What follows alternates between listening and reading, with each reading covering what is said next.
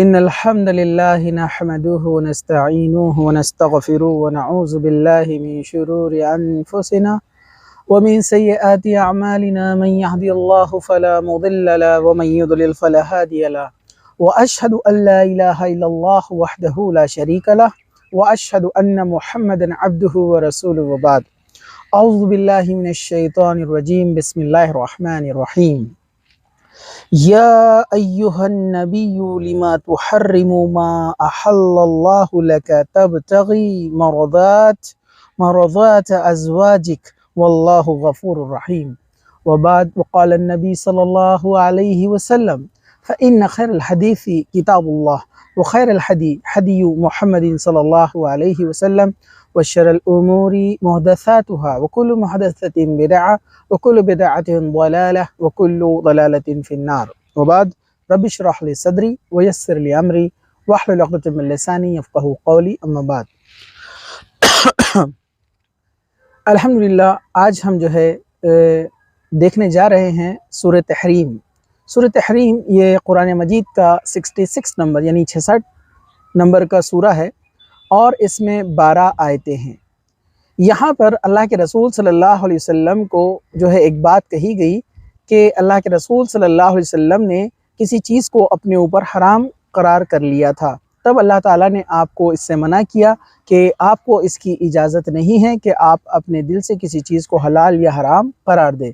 تو وہ معاملہ کیا تھا اور اس کے آگے چند احکامات دیے گئے ہیں، تو انشاءاللہ تعالیٰ ہم اس کو یہاں پر اس تفسیر میں دیکھتے ہیں۔ چلیے شروعات کرتے ہیں۔ تو میں نے سب سے پہلے آپ کے سامنے خطبے میں جو آیت پڑھی ہے وہ سورہ تحریم کی آیت نمبر 1 ہے۔ اللہ سبحانہ وتعالیٰ نے فرمایا یا ایہا النبی لما تحرم ما احل اللہ لک تبتغی مرضات ازواجک واللہ غفور رحیم۔ اے نبی، جس چیز کو اللہ نے آپ کے لیے حلال قرار دیا ہے آپ اس کو حرام کیوں قرار کرتے ہو، اپنے اوپر کیوں حرام کرتے ہو؟ کیا آپ اپنی بیویوں کی رضامندی حاصل کرنا چاہتے ہو؟ اللہ بخشنے والا اور مہربان ہے۔ تو یہ واقعہ دراصل تھا کیا؟ دراصل یہ واقعہ تھا کہ حضرت زینب بنت جش، یہ اللہ کے رسول صلی اللہ علیہ وسلم کی ازواج میں سے ایک ہے، ہماری امہات المومنین میں سے ہے۔ اللہ کے رسول صلی اللہ علیہ وسلم ان کے گھر جب تشریف لے جاتے، مطلب جب ان کے یہاں آپ کی باری ہوتی، کیونکہ ہم جانتے ہیں اللہ کے رسول صلی اللہ علیہ وسلم کو ایک سے زیادہ ازواج تھے، بیویاں تھے، تو آپ نے ہر ایک کا ایک دن مقرر کر رکھا تھا۔ تو اللہ کے رسول صلی اللہ علیہ وسلم ان کے پاس جاتے اور یہاں کبھی رک جاتے، کیونکہ یہ ان کے لیے شہد وغیرہ کچھ اس کا انتظام کرتی تاکہ اللہ کے رسول صلی اللہ علیہ وسلم اس سے فائدہ حاصل کرے۔ تو اللہ کے رسول صلی اللہ علیہ وسلم جب یہاں پر زیادہ وقت تھوڑا رک جاتے تو حضرت حفصہ جو کہ دوسری زوجہ ہے، حضرت عائشہ رضی اللہ عنہما، ان دونوں کو یہ بات تھوڑی سی ناگوار گزری۔ تو دونوں نے سوچا کہ ہم اللہ کے رسول صلی اللہ علیہ وسلم کے تعلق سے ایک بات کہیں گے، یعنی ہم دونوں نے یہ پلان بنایا، کیونکہ ہم جانتے ہیں کہ جو سوکنیں ہوتی ہیں، یعنی ایک شخص کی جو ایک سے زیادہ بیویاں ہیں،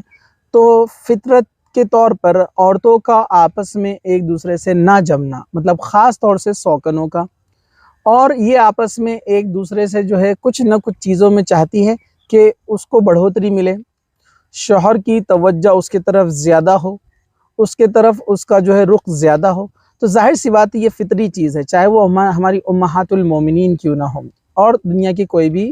عام عورت کیوں نہ ہو، لیکن امہات المومنین کا مقام اور درجہ اور مرتبہ بہت بلند ہے، کیونکہ وہ عام عورتوں کی طرح نہیں تھی، کیونکہ ان کے پاس جب اللہ اور اس کے رسول کی بات آ جاتی تو وہ فوراً توبہ کرتی اور فوراً رجوع کر لیتی اور فوراً اللہ سبحانہ وتعالیٰ کا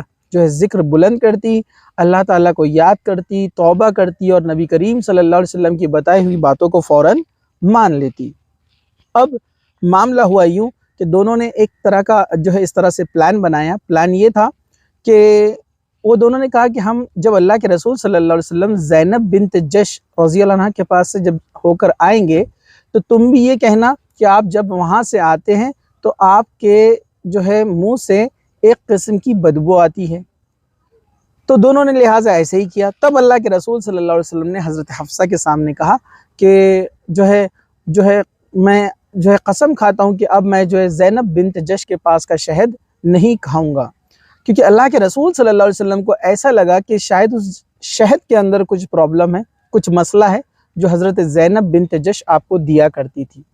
اس سے ایک بات پتہ چلتی ہے کہ بہت ساری غیب کی چیزوں کا علم اللہ کے رسول صلی اللہ علیہ وسلم کو نہیں تھا۔ ہاں، بعد میں اس کا علم اللہ کے رسول صلی اللہ علیہ وسلم کو ہوا جب اللہ سبحانہ وتعالی نے آپ کو وحی کے ذریعے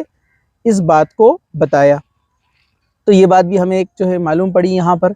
اسی طرح جب اللہ کے رسول صلی اللہ علیہ وسلم نے یہ بات کہی تب یہ آیت نازل ہوئی کہ اے اللہ کے رسول، آپ اپنے اوپر کسی چیز کو حرام قرار نہیں دے سکتے جسے اللہ نے حلال کیا ہے۔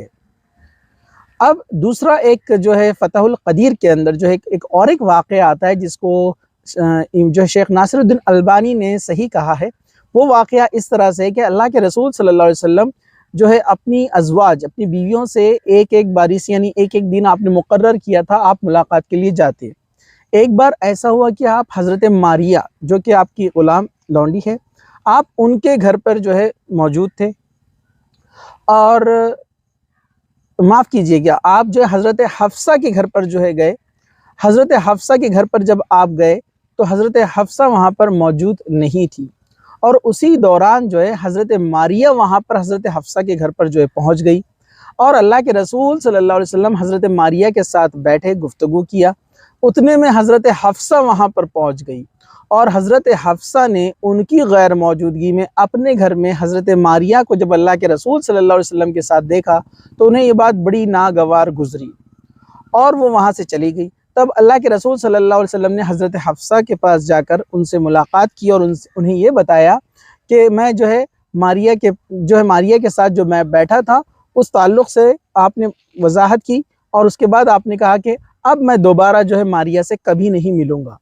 اور آپ نے جب یہ کہا کہ میں ماریہ سے کبھی اب نہیں ملوں گا، مطلب آپ نے علیحدگی کا جو ہے اشارہ دیا، جو کہ یہ بات بھی درست نہیں تھی، کیونکہ جو لونڈی ہوتی ہے، غلام ہوتی ہے، باندی ہوتی ہے، وہ جو ہے جس کے حصے میں ہوتی ہے وہ اس کے لیے حلال ہوتی ہے۔ تو اللہ کے رسول صلی اللہ علیہ وسلم نے آپ کو جو ہے حضرت ماریہ سے ملنا یعنی ان سے رشتہ ترک کرنے کی بات حضرت حفصہ سے کہی، اس لیے کہ حضرت حفصہ کنونس ہو جائے اور وہ اللہ کے رسول صلی اللہ علیہ وسلم کی بات کو مان لے۔ تو یہاں پر امام ابن کثیر نے اور جو ہے دیگر مفسرین نے لکھا ہے کہ ہو سکتا ہے دونوں واقعے ایک ساتھ ہوئے ہو بیک وقت، اور دونوں کے تعلق سے یہ آیت آئی ہو، کیونکہ دونوں واقعے صحیح سند سے ملتے ہیں۔ ایک شہد کا واقعہ جو اللہ کے رسول صلی اللہ علیہ وسلم نے اپنے اوپر حرام قرار دیا تھا کہ اب دوبارہ نہیں کھائیں گے وہاں پر، اور دوسرا حضرت ماریہ کے تعلق سے کہ دوبارہ نہیں ملیں گے۔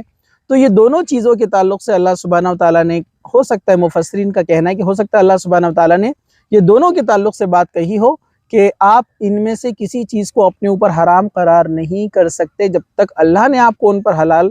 کا جو ہے آپ کو اجازت دی ہے۔ تو یہ واقعہ دونوں اس طریقے سے یہاں پر جو ہے ملتے ہیں۔ اب یہاں پر جو ہے اب یہ واقعات دونوں ہو سکتے ہیں۔ تو اب آگے بڑھتے ہیں، آگے کیا واقعہ ہوا۔ قد فرض اللہ لکم تحلۃ ایمانکم واللہ مولاکم وہو العلیم الحکیم۔ تحقیق کہ اللہ تعالیٰ نے تمہارے قسموں کو کھول ڈالنا مقرر کر رکھا ہے، اور اللہ تعالیٰ تمہارا کارساز ہے اور وہ پورے علم والا ہے، حکمت والا ہے۔ یعنی یہاں پر بات کہی جا رہی کہ اللہ کے رسول صلی اللہ علیہ وسلم نے آپ نے جو بات کہی ہے یہ اللہ تعالیٰ کو پسند نہیں ہے، لہٰذا آپ نے جس چیز کے لیے قسم کھائی کہ فلاں شہد کو اب آپ نہیں کھائیں گے، یا اس جو ہے حضرت ماریہ سے آپ جو ہے تعلق نہیں رکھیں گے، تو اس کے تعلق سے اب آپ کو کفارہ ادا کرنا پڑے گا۔ یہاں پر یہ بات کہی جا رہی ہے۔ قسم کا کفارہ کیا ہوتا ہے؟ قسم کا کفارہ ہوتا ہے 10 مسکینوں کو کھانا کھلانا۔ ٹھیک ہے، 10 مسکینوں کو کھانا کھلانا پہلی ایک جو ہے شرط ہے کفارے کی۔ اگر آپ نے ایسی قسم کھا لی نیتاً اور کسی چیز کے آپ رک گئے جس کو شریعت نے آپ کو جو ہے روکنے سے منع کیا، یا آپ نے ایسی قسم کھا لی جو کہ ناجائز تھی اور وہ قسم آپ کو نہیں کھانا چاہیے تھا، اب وہ قسم آپ کو توڑنا ہے، تو ظاہر سی بات ہے اس کا کفارہ آپ کو ادا کرنا پڑے گا۔ اس کو پاز کروں۔ ہاں تو چلیے، تو قسمیں جو ہے 3 قسم کی ہوتی ہیں۔ انسان جو قسم کھاتا ہے اس میں 3 قسم کی ہیں۔ جیسے پہلی جو قسم ہوتی ہے جو انسان عادتاً کھاتے رہتا ہے، تو یہ جو قسم ہوتی ہے یہ قسم کو جو ہے لغو قسم کہتے ہیں، اس ٹائپ کی جو قسم ہوتی ہے اس کو لغو کہتے ہیں۔ دوسرے قسم کی ایک قسم ہوتی ہے جس کو غموس کہتے ہیں، ٹھیک ہے، اور تیسرے قسم کی جو قسم ہوتی ہے وہ معقدہ ہوتی ہے۔ تو اب تینوں میں کیا فرق ہے؟ تو لغو قسم ہے، یہ جو ٹائپ ہے، تو لغو کی جو قسم ہے یہ قسم انسان عادتاً بغیر نیت کے کھاتے رہتا ہے، جو لوگوں میں عادت ہوتی ہے واللہ واللہ ہر چیز میں بولنے کے لیے۔ تو یہ عادت ویسے توڑنی چاہیے کہ بے وجہ انسان قسم نہ کھائے، ویسے اس کے اوپر کوئی کفارہ نہیں ہے۔ دوسری جو ہے غموس نام کی جو ٹائپ ہے، جو قسم ہے، یہ قسم ایسی ہوتی کہ یہ کبیرہ گناہ ہے، جو انسان کیا کرتا ہے دھوکہ دینے کے لیے کھاتا ہے۔ جیسے اس نے مال لایا ہے کسی چیز کو بیچنے کے لیے، کوئی پروڈکٹ ہے، اور وہ کہتا ہے کہ میں نے واللہ اللہ کی قسم میں نے اس کو اتنے میں لایا ہے، حالانکہ اس نے اتنے میں نہیں لایا ہے، اس نے اس سے کم قیمت میں لایا ہے، لیکن سامنے والے کو دھوکہ دینے کے لیے یا چیزوں کی بے وجہ قسم کھا کر جو ہے نمائش کرنے کے لیے جو قسم کھاتے ہیں، تو یہ کیا ہے؟ حرام ہے، یہ کبیرہ گناہوں میں سے ہے اور اس کا بہت بڑا گناہ ہے، اس کے لیے کوئی کفارہ نہیں ہے، اس کے لیے توبہ ہے۔ اور تیسری جو قسم ہے کہ انسان جو ہے اپنے اوپر کسی چیز کو حرام کر لے، جیسے ابھی بات گزر رہی ہے، یا پھر وہ ایسی نیتاً قسم کھائے کہ کسی چیز کو کرنے کی، لیکن وہ آگے اس چیز کو نہیں کرنے والا ہے، یا کوئی ناجائز قسم کھا لے جو کہ شریعتاً درست نہیں ہے اور اسے توڑنا ہے، ٹھیک ہے، تو یہ قسم کی جو قسم ہوتی ہے اس قسم کو موقدہ کہتے ہیں اور اس کے لیے کفارہ ہے۔ کفارہ کیا ہے؟ قسم کا توڑ جو ہے، آپ نے جو قسم کھا لی اب اس کو واپس لینا ہے، تو کفارہ یہ ہے کہ 10 مسکینوں کو آپ کھانا کھلائیں گے، ٹھیک ہے، 10 مسکینوں کو آپ کھانا کھلائیں گے، یا پھر آپ کیا کریں گے؟ دوسرا، اگر یہ نہیں کر سکتے تو ایک غلام آزاد کریں گے، غلام یا لونڈی آزاد کریں گے۔ اگر یہ بھی نہیں کر سکتے ہیں تو تیسرا کفارہ قسم کا یہ ہے کہ 3 دن کے آپ روزے رکھیں گے، ٹھیک ہے۔ تو یہاں پر جو ہے قسم کے لیے جو کھانا دیا جائے گا، اب اس میں مسائل ہے بہت سارے، ہم اس مسائل میں تو یہاں پر نہیں جا رہے ہیں۔ تو اب یہ 3 کفارے یہاں پر جو قسم کے ہو گئے ہیں، انشاءاللہ کسی اور ویڈیو میں ہم اس کو ڈیٹیل میں انشاءاللہ دیکھنے کی کوشش کریں گے۔ اب چلیے ہم آگے بڑھتے ہیں آیت نمبر 3 کی طرف۔ وَإِذَا أَسَرَّ النَّبِيُّ إِلَى بَعْضِ أَزْوَاجِهِ حَدِيثًا فَلَمَّا نَبَّأَتْ بِهِ وَأَظْهَرَهُ اللَّهُ عَلَيْهِ عَرَّفَ بَعْضَهُ وَعَرَضَ عَنْ بَعْضٍ فَلَمَّا نَبَّأَهَا بِهِ قَالَتْ مَنْ أَنْبَأَكَ هَذَا قَالَ نَبَّأَنِيَ الْعَلِيمُ الْخَبِيرُ۔ کیا کہا اللہ سبحانہ وتعالیٰ نے؟ اور یاد رکھ کرو جب نبی نے اپنی بعض عورتوں سے ایک پوشیدہ بات کہی، پس جب اس نے یہ بات کہی اور اللہ نے اپنی نبی پر آگاہ کر دیا، تو نبی نے تھوڑی سی بات تو بتا دی اور تھوڑی سی ٹال دی۔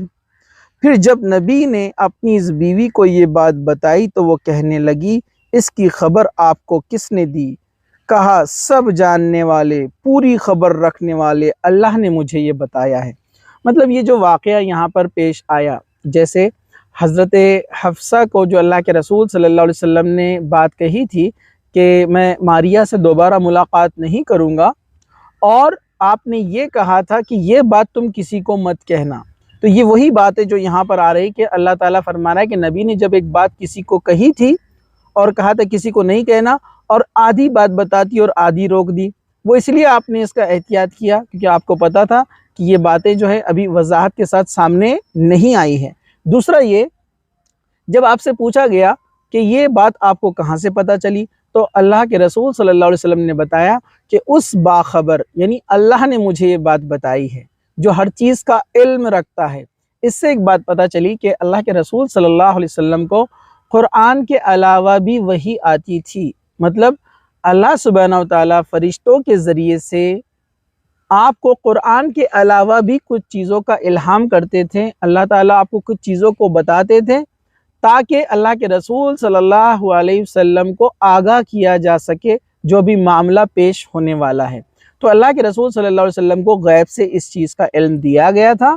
جو واقعہ ہوا یعنی حضرت حفصہ، حضرت عائشہ نے جو معاملہ پیش کیا، یا حضرت حفصہ کے تعلق سے جو اللہ کے رسول نے کہا تھا یہ بات کسی کو نہیں کہنا ہے، لیکن حضرت حفصہ نے یہ بات جا کر حضرت عائشہ سے کہہ دی اللہ کے رسول صلی اللہ علیہ وسلم کے منع کرنے کے بعد بھی۔ تو اللہ کے رسول صلی اللہ علیہ وسلم وہاں موجود نہیں تھے، پھر آپ کو کیسے پتا چلا؟ آپ کو وحی کے ذریعے یہ بات بتا دی گئی۔ تو یہاں پر وہی ذکر آ رہا ہے۔ آگے چلیے آیت نمبر 4 میں ان تتوبا الی اللہ فقد صغت قلوبکم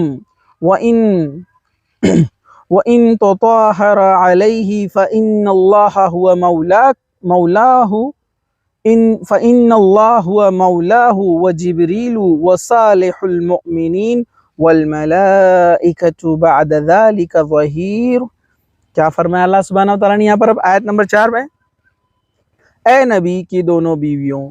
اگر تم دونوں اللہ کے سامنے توبہ کر لو تو تمہارے لیے بہتر ہے، یقیناً تمہارے دل جھک پڑے ہیں، اور اگر تم نے نبی کے خلاف ایک دوسرے کی مدد کی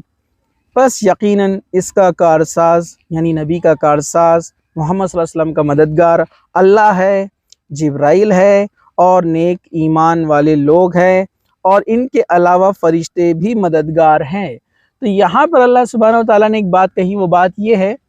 کہ اب یہاں پر حضرت عائشہ اور حضرت حفصہ کا ذکر آ رہا ہے کہ آپ دونوں اب توبہ کرو، جو معاملہ پیش آیا، جو چال بازی آپ نے چلنے کی کوشش کی اللہ کے رسول صلی اللہ علیہ وسلم یعنی اپنے شوہر کے ساتھ، تو آپ توبہ کرو۔ اور اللہ تعالیٰ جانتا ہے کہ آپ کے دل جھک پڑے ہیں، مطلب اللہ سبحانہ وتعالیٰ بھی جانتا تھا کہ یہ دونوں نادم تھی اپنی اس حرکت پر، اپنی اس جو ہے ایکشن پر، اور وہ توبہ کے لیے تیار بھی تھی، اور آگاہ کر دیا آگے کے لیے اللہ سبحانہ وتعالیٰ نے کہ یاد رکھو اگر نبی کے ساتھ چال بازیاں چلو گے، ایک دوسرے کی مدد کر کے تم سوچو گے کہ نبی کے پیٹھ پیچھے تم کچھ کر سکتے ہو، تو یاد رکھو اللہ تعالیٰ ان کا مددگار ہے، جس نے غیب سے اس چیز کی علم دی جس کو تم کو پتہ نہیں چلا۔ تو اللہ تعالیٰ مددگار ہے، جبرائیل مددگار ہے، اور تمام ایمان والے اور تمام ملائکہ ان کے مددگار ہیں، تو ایسی حرکت کوئی جو ہے دوبارہ نہ کرے۔ عسى ربه ان طلقكن ان يبدله ازواجا خيرا منكن مسلمات مؤمنات قانتات طائبات عابدات سائحات طیبات وابکارا۔ اب یہاں پر اللہ سبحانہ وتعالیٰ نے کیا کہا؟ اگر وہ پیغمبر تمہیں طلاق دے تمہیں چھوڑ دے تمہاری اس حرکت کی وجہ سے، مطلب تو بہت جلد انہیں ان کا رب تمہارے بدلے تم سے بہتر بیویاں دے دے، جو اسلام والیاں ہوں، توبہ کرنے والیاں ہوں، عبادت کرنے والیاں ہوں، اور روزے رکھنے والیاں ہوں، اور بیوہ اور کنواریاں ہوں۔ یہاں پر اس سے مراد یہاں پر یہ کہ اللہ سبحانہ تعالیٰ بات بتا رہے، اگر اللہ تعالیٰ چاہے تو تم سے بہتر ان کے جو ہے تمہارے ان کو جو ہے بیویاں دے دے، تم سے اچھی، زیادہ عبادت گزار، روزے رکھنے والیاں، توبہ کرنے والیاں۔ تو یہ اللہ سبحانہ تعالیٰ ایک احسان بتا رہے ہیں حضرت عائشہ حضرت حفصہ کو کہ اللہ کے رسول صلی اللہ علیہ وسلم کی زوجیت میں تم لوگ ہو، ان کے نکاح میں تم لوگ ہو، تمہارے لیے یہ جو ہے فخر کی بات ہے، ورنہ اللہ اگر چاہے تو تم سے بہتر ان کو عطا کر دے۔ یا ایہا الذین آمنوا قوا انفسکم واہلیکم نارا وقودوها الناس والحجارہ علیہا ملائکۃ غلاظ شداد لا یعصون اللہ ما امرہم ویفعلون ما یؤمرون۔ اب یہاں پر پورا واقعہ چلا اللہ کے رسول صلی اللہ علیہ وسلم کے تعلق سے، اور حضرت حفصہ، حضرت عائشہ، اور جو ہے زینب بنت جش اور حضرت ماریہ، یہ سب میں نے آپ کو جو ہے یہاں پر بتا دیا۔ اب ہم آگے بڑھتے ہیں۔ اللہ سبحانہ وتعالیٰ نے اب یہاں پر ایک دوسرے موضوع پر یہاں پر بات کی، اب وہ کیا ہے؟ اے ایمان والو، یا ایھا الذین آمنو، اے وہ لوگوں جو ایمان لائے ہو۔ مفسرین لکھتے ہیں جہاں بھی آئے یا ایھا الذین آمنو تو یہ مومنین کے لیے آیت ہے، اور اس پر عمل کرنا ہر مسلمان پر فرض ہے۔ کیا فرمایا؟ یا ایھا الذین آمنوا قوا انفسکم واہلیکم نارا، اپنے آپ کو اور اپنے گھر والوں کو جہنم کی آگ سے بچاؤ۔ اپنے آپ کو اور اپنے گھر والوں کو جہنم کی آگ سے بچاؤ، مطلب خود بھی دین پر عمل کرو اور گھر والوں کو بھی دین پر عمل کرنے کے لیے کہو، ان کو اس کی دعوت اور تبلیغ کرو، اور ان کو سمجھاؤ جس طرح سے ہم دیکھتے ہیں کہ اللہ کے رسول صلی اللہ علیہ وسلم نے فرمایا بچے جب 7 سال کی ہو جائے تو ان کو نماز کی تاکید، نماز کے لیے کیا کرو، ابھارو،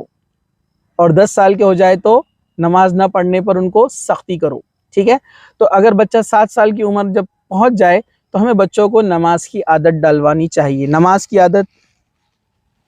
روزوں کی عادت،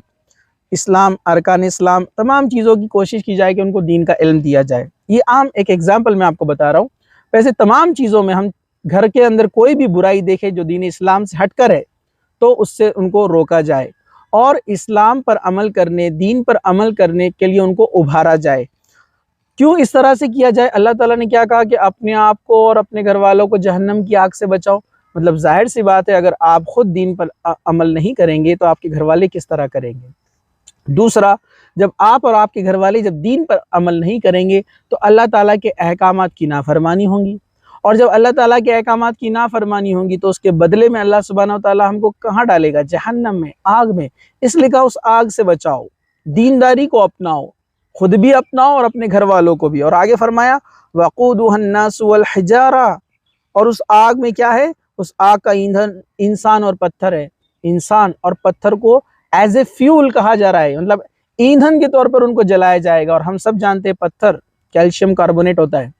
اور انسان کی ہڈیاں یہ بھی کیلشیم کاربونیٹ ہے، یہ 2000 فیرن ہائٹس کے اوپر پگھلنا شروع ہوتی ہے۔ تو ایز اے فیول وہ کتنے زیادہ ٹیمپریچر پر، کتنے زیادہ درجہ حرارت پر جلیں گی آپ سوچئے۔ جہنم کا یعنی ہیل کا، دوزخ کا ٹیمپریچر، درجہ حرارت کتنا زیادہ ہوگا کہ پتھر اور ہڈیاں ایز اے فیول استعمال کیے جا رہے ہیں۔ تو اس آگ سے اپنے آپ کو اور اپنے گھر والوں کو بچاؤ۔ کتنی اچھے انداز میں اللہ سبحانہ وتعالیٰ نے آپ کو آگاہ کر دیا کہ دیکھو وہ جہنم اتنی خطرناک ہے کہ پتھر انسان اس کے فیول ہے۔ تو اپنے آپ کو بھی آگ سے بچاؤ اور اپنے گھر والوں کو بھی، یعنی دین کو لازم جانو، دین پر عمل کرو۔ اور کیا فرمایا آگے؟ علیہ ملائکۃ غلاظ شداد، اور اس پر سخت دل فرشتے مقرر کیے گئے، ان کو کوئی اس پر رحم نہیں آئے گا آپ کو جلاتے ہوئے، آپ کو تکلیف دیتے ہوئے، آپ کو سزا دیتے ہوئے، آگ میں جلاتے ہوئے۔ وہ سخت دل فرشتے ہیں جنہیں جو حکم اللہ تعالیٰ دیتا ہے فوراً بجا لاتے ہیں، مطلب وہ ذرا بھی پیچھے نہیں ہٹتے ہیں سزا دینے کے معاملے میں، اللہ کے حکم کے پابند ہوتے ہیں۔ تو آگے اللہ سبحانہ وتعالیٰ نے پھر ایک بات کہی، یا ایھا الذین آمنوا یا ایھا الذین کفروا لا تعتذروا اليوم انما تجزون ما کنتم تعملون۔ اے کافرو، آج تم عذر اور بہانے مت بناؤ، تمہیں صرف تمہارے کرتوتوں کا بدلہ ملے گا۔ اب یہاں پر مخاطب کیا جا رہا ہے کافروں کو، ٹھیک ہے، جو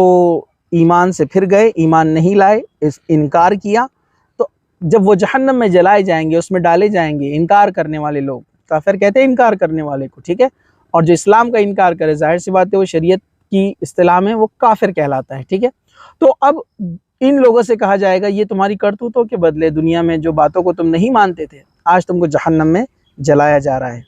یا ایھا الذین آمنوا توبوا الی اللہ توبۃ نصوحا عسى ربکم ان یکفر عنکم سیئاتکم ویدخلکم جنات تجری من تحتها الانہار یوم لا یخزی اللہ النبی والذین آمنوا معه نورهم يسعى بين أيديهم وبأيمانهم يقولون ربنا أتمم لنا نورنا واغفر لنا إنك على كل شيء قدير۔ اے ایمان والو، تم اللہ کے سامنے سچی اور خالص توبہ کرو، قریب ہے کہ اللہ تعالیٰ تمہارے گناہوں کو معاف کر دے اور تمہیں ایسی جنتوں میں داخل کرے جس کے نیچے نہریں جا رہی ہے۔ جس دن اللہ تعالیٰ نبی کو اور ایمانداروں کو جو ان کے ساتھ ہوں گے رسوا نہ کرے گا، اور ان کے سامنے ان کے دائیں دوڑ رہا ہوگا، جو نور ہے ان کے دائیں بائیں دوڑ رہا ہوگا، یہ دعائیں کرتے ہیں ہوں گے، اے ہمارے رب ہمیں کامل نور عطا فرما اور ہمیں بخش دے، یقیناً تو ہر چیز پر قادر ہے۔ اب یہاں پر ایک بات بتائی جا رہی ہے کہ ایمان والوں سے کہ غلطیاں، کوتاہیاں، گناہ سب سے ہوتے ہیں، لیکن اللہ تعالیٰ فرمائے کہ آپ خالص توبہ کرو۔ خالص توبہ کسے کہتے ہیں؟ امام نووی رحمۃ اللہ علیہ نے توبہ کے باب کے اندر یہ بات کو بیان کیا ہے کہ توبہ کے لیے 3 شرطیں ہیں۔ توبہ کہتے ہیں یو ٹرن، واپس لوٹنے کو کہتے ہیں توبہ، کہ کسی جگہ آپ جا رہے ہیں، توبہ مطلب آپ وہاں سے پلٹ چکے ہیں۔ تو توبہ کے لیے 3 شرطیں وہ فرماتے ہیں۔ انہوں کہتے ہیں کہ علماء نے کہا کہ توبہ کے لیے 3 شرطیں ہیں۔ نمبر 1، انسان جو گناہ کر رہا ہے اس کو چھوڑ دے، یہ گناہ کر رہا تھا اس کو چھوڑ دے، اب اس طرف نہ جائے، ٹھیک ہے۔ دوسرا، نادم ہو، مطلب ریئلائز کرے کہ جو کر رہا تھا وہ غلط کام ہے، ٹھیک ہے، وہ پچھتاوا ہو اس کو، ٹھیک ہے، پچھتاتاپ ہو اس کو، کیا وہ کر رہا تھا وہ غلط تھا، نہ کہ مزے لے کر بعد میں اس کو بتائے، بیان کرے، ٹھیک ہے۔ تیسرا، دوبارہ وہ گناہ نہ کرے، مطلب پہلے گناہ تو چھوڑ دیا، نادم بھی ہو گئے، غلط تھا، لیکن اب دوبارہ واپس نہیں آنا اس کی طرف، تو ایسی جو کرے گا وہ سچی توبہ ہے۔ اور ایک شرط، فورتھ والی ایک شرط، ایک کنڈیشن بڑھ جاتی ہے، اگر گناہ کا تعلق کسی انسان کے حق سے ہے، کسی کا مال لیا، پلاٹ لے لیا، زمین ہڑپ لی ہے نا، کسی کی کوئی چیز لے لی، ادھار لیا واپس نہیں دیا، تو وہ لوٹانا پڑے گا، اور جب تک نہیں لوٹائے گا توبہ قبول نہیں ہوں گی، چاہے وہ 100 حج کر لے، 100 عمرے کر لے، لیکن کسی کا حق اگر مارا ہے اس کی توبہ نہیں ہوتی ہے۔ تو کہا کہ خالص توبہ کرو، یہ ہے خالص توبہ، قریب ہے کہ اللہ تعالیٰ گناہ تمہاری توبہ کے بعد تمہارے گناہ معاف کر دیں۔ اور یاد رکھو جنت کیا ہے، وہ ایسی ہے جس کے نیچے نہریں بہتی ہیں، حدیث میں آتا ہے جنت میں شہد کی نہر ہے، دودھ کی نہر ہے، اور بھی بہت ساری قسم کی نہریں ہیں، ہر قسم کی چیز آرائش اور آرام انسان کو دیا جائے گا،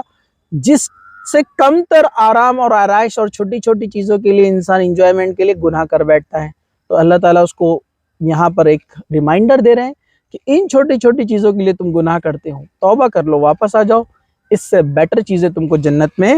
ملنے والی ہے۔ اور کہا کہ اس دن اللہ تعالیٰ کیا کرے گا، ایمانداروں کو اور نبی کو ان کے ساتھ نور دوڑتا ہوگا، روشنی۔ قیامت کے دن آپ کو پتہ ہے جنت میں داخل ہونے سے پہلے سارے لوگ اندھیرے میں ہوں گے، اور پل صراط پہ سے جب لوگ گزریں گے تو وہاں اندھیرا ہی اندھیرا ہوگا، تاریک ایک دم، اور پل صراط بڑا تیز راستہ ہے، وہاں سے انسان کو گزرنا ہے، اور نیچے جہنم ہے، تو جو نیک لوگ رہیں گے وہ تیز رفتار سے جنت کی طرف چلے جائیں گے، اور جو گنہگار ہوں گے وہ نیچے گرتے جائیں گے، اور اس راستے سے گزرنے کے لیے روشنی کی ضرورت ہوگی، تو نبی کے اور ایمان والوں کے اطراف جو ہے دائیں بائیں کیا ہوگا، نور ہوگا، اور وہ اس نور، اس روشنی کی مدد سے وہ جو ہے جنت میں داخل ہو جائیں گے، اور وہ دعا کرتے ہوں گے، وہ دعا کیا ہوں گی، قرآن نے اس کو کہا، وہ لوگ دعا کیا کرتے ہوں گے، وہ دعا کرتے ہوں گے ربنا اتمم لنا نورنا، اے اللہ ہمارے نور کو مکمل کر دے، واغفر لنا، اور ہم کو بخش دے۔ تو یہ دعائیں ان کی جو ہے جاری رہیں گی۔ پھر آگے فرمایا اللہ سبحانہ وتعالیٰ نے، یا ایہا الذین، آیت نمبر 9 ہے، یا ایہا النبی جاہد الکفار والمنافقین واغلظ علیہم ومأواہم جہنم وبئس المصیر، اے نبی ان کافروں اور منافقوں سے جہاد کرو اور ان پر سختی کرو، ان کا ٹھکانہ جہنم ہے اور وہ بہت بری جگہ ہے۔ اللہ کے رسول صلی اللہ علیہ وسلم رحمت للعالمین تھے، آپ نے سبھی کے ساتھ بڑا نرمی کا معاملہ کیا، آپ نے دین اسلام سبھی تک پہنچانے کے لیے بڑی کوششیں کی، دعائیں کی، آپ راتوں میں اٹھتے جاگتے روتے ہوئے دعائیں کرتے کہ اللہ اس قوم کو ہدایت دے دے، ان کو صحیح راستے پر لیا، ان کو ستیہ مارگ پر لیا۔ لیکن کچھ کافر ایسے تھے جنہوں نے مسلمانوں کو بڑی تکلیف پہنچائی، اور کچھ منافق جو مسلمانوں کے اندر چھپے ہوئے تھے اور مسلمانوں کو تکلیف پہنچاتے، دھوکے دیتے تھے، تو یہ سخت قسم کے کافر اور منافق تھے۔ ان کے تعلق سے کہا جا رہا ہے کہ آپ ان سے اب کیا کرو، سختی سے جہاد کرو اور ان کو جو ہے سزا دو۔ پھر آگے اللہ سبحانہ وتعالیٰ آیت نمبر 10 میں فرماتے ہیں، ضرب اللہ مثلا للذین ضرب اللہ مثلا للذین کفروا امرأة نوح وامرأة لوط كانتا تحت عبدین من عبادنا الصالحین فخانتهما فلم يغنيا عنهما من الله شيئا وقيل ادخلا النار مع الداخلين۔ کیا فرمایا اللہ سبحانہ وتعالیٰ نے؟ اللہ تعالیٰ نے کافروں کے لیے نوح کی اور لوط کی بیوی کی مثال دی، نوح علیہ السلام کی بیوی اور لوط علیہ السلام کی بیوی، مثال بیان کی، یہ دونوں ہمارے بندوں میں دو شائستہ اور نیک بندوں کے گھر میں تھی، پھر انہوں نے خیانت کی پس دونوں نیک بندے ان سے اللہ کے کسی عذاب سے ان کو نہ چھٹا سکے نہ بچا سکے، اور حکم دیا گیا اے عورتوں دوزخ میں جانے والوں کے ساتھ تم بھی چلی جاؤ۔ نوح علیہ السلام کی بیوی اور حضرت لوط علیہ السلام کی بیوی دونوں ایمان نہیں لائے، یہ نوح علیہ السلام اور حضرت لوط علیہ السلام کی بات نہیں مانے۔ واقعہ آپ سب جانتے ہیں، نوح علیہ السلام کا واقعہ کشتی کا ہے، اور لوط علیہ السلام کے بارے میں بھی جانتے ہیں، قوم لوط جو تھی لواتت، ہوموسیکچولیٹی میں جو ملوث تھی۔ تو یہ دو عورتوں کے بارے میں قرآن نے کہا کہ یہ خیانت کرنے والی تھی، لیکن یاد رکھیے خیانت سے مراد یہاں پر یہ نہیں ہے کہ وہ بد کردار تھی اور جو ہے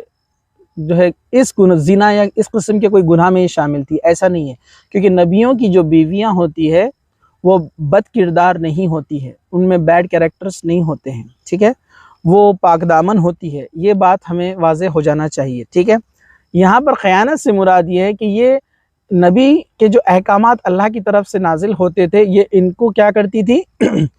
اپنی قوم کی طرف جا کر بتا دیا کرتی تھی، کیونکہ ظاہر سی بات ہے جس قوم میں وہ رہتی تھی وہ قوم اس کے رشتہ دار بھی تھے، کچھ اس کے پڑوسی تھے، اس کے کچھ اپنے تھے جو ایمان نہیں لائے تھے،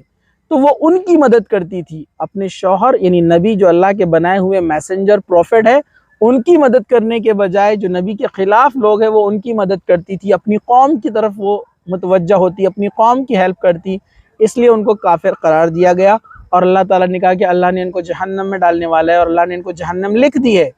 اور یہ نبی جو بہت بزرگ اور بڑے نبی ہیں، نوح علیہ السلام، لوط علیہ السلام، یہ بھی اپنی بیویوں کو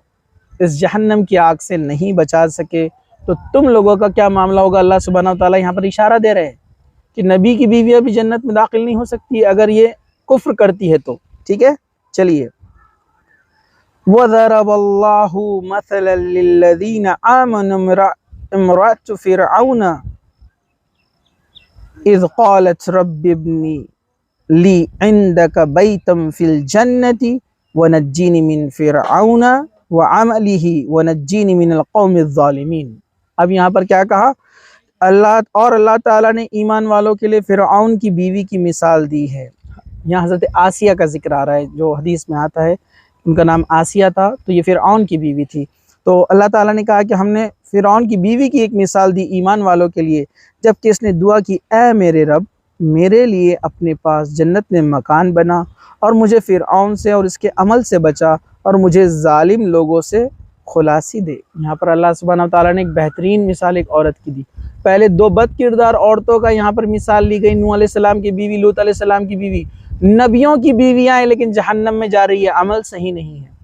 فرعون دنیا کا سب سے بڑا کافر، اپنے آپ کو خدائی کا دعویٰ کرنے والا، اس کی بیوی ایمان والی ہے، موسیٰ علیہ السلام پر ایمان لائی ہے، آسیہ۔ حدیث میں آتا ہے اللہ کے رسول صلی اللہ علیہ وسلم فرمایا کہ دنیا کی سب سے بہترین عورتوں میں ہیں حضرت مریم، حضرت آسیہ، حضرت خدیجہ، حضرت فاطمہ، یہ چار کا نام آتا ہے۔ اسی طرح اور کہا کہ دنیا کے تمام عورتوں پر 3 عورتوں کو ویسی فضیلت ہے جیسے ایک عمدہ کھانے کی فضیلت تمام کھانوں پر ہوتی ہے۔ اس میں آپ نے فرمایا حضرت خدیجہ، حضرت مریم، حضرت عائشہ، ٹھیک ہے۔ تو یہ 2 الگ الگ روایتیں آتی ہیں۔ تو اللہ تعالیٰ نے اس عورت کی مثال لی ہے جو کہ کافر کی بیوی ہے، یعنی فرعون کی بیوی ہے، لیکن وہ چاہتی ہے کہ فرعون سے نجات مل جائے۔ اے اللہ مجھے فرعون سے بچا لے، فرعون سے چھڑا لے اور اس کے عمل سے مجھے بچا، ٹھیک ہے، اور مجھے جنت میں ایک گھر دے۔ مطلب مجھے مرنا پسند ہے لیکن فرعون کے محل میں رہنا پسند نہیں ہے، کیونکہ وہ کفر کرتا ہے، اللہ تعالیٰ کا انکار کرتا ہے۔ حالانکہ آپ سوچئے وہ ایک رانی ہے جس کی پورے ملک پر حکومت ہے، تمام قسم کے نوکر چاکر، سونے چاندی، جو چیز وہ چاہے اس کے سامنے حاضر ہے، لیکن وہ کہتی ہے سب نہیں چاہیے، اللہ کا قرب چاہیے، جنت میں ایک مکان چاہیے، فرعون سے چھٹکارا چاہیے۔ تو کہا کہ مجھے بس اس سے بچا لے۔ تو اللہ تعالیٰ نے دیکھیے پہلے 2 نبیوں کی بیویوں کا ذکر کیا جو عمل میں نہیں تھی، کفر پر تھی، اور ایک کافر کی بیوی کا ذکر جو ایمان والی تھی اور اس سے چھٹکارا چاہتی تھی۔ وَمَرْيَمَ ابْنَتِ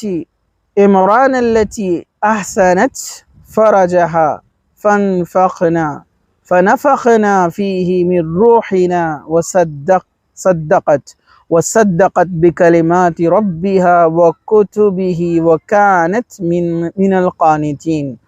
اور مثال بیان فرمائی مریم بنت عمران کی جس نے اپنے ناموس کی حفاظت کی، پھر ہم نے اپنی طرف سے اس میں جان پھونک دی اور مریم اس نے اپنے رب کی باتوں اور اس کی کتاب کی تصدیق کی عبادت گزاروں میں سے تھی۔ حضرت مریم نے ایک بڑی آزمائش کا جو ہے سامنا کیا اللہ کی طرف سے جو تھی، اور اس آزمائش میں وہ کھری اتری۔ اللہ تعالیٰ نے ان کو بنا شوہر کے اولاد عطا کی۔ یہ ایک بہت بڑی آزمائش تھی ایک عورت کے لیے، ایک پاک دامن نیک عورت کے لیے، اس بات کو ثابت کرنا کہ اسے کسی مرد نے نہیں چھوا۔ اس نے تمام چیزوں کو برداشت کیا اللہ کی خاطر، اور اتنا سب ہونے کے بعد بھی وہ اللہ کی شکر گزار تھی،